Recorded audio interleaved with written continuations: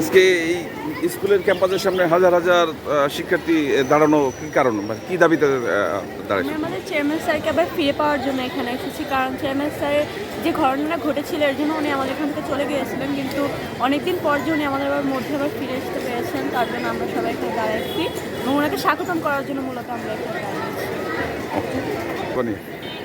আমাদের দাবি হচ্ছে যে চেয়ারম্যান স্যার একটা ইনসিডেন্টের কারণে অনেক দিন যাবৎ তার প্রতিষ্ঠানে আসছেন না, এই জন্য আমরা চেয়ারম্যান স্যারকে খুব দ্রুতর সাথে চাচ্ছি আমাদের প্রতিষ্ঠানে যেন উনি জয়েন করেন। অভিভাবক,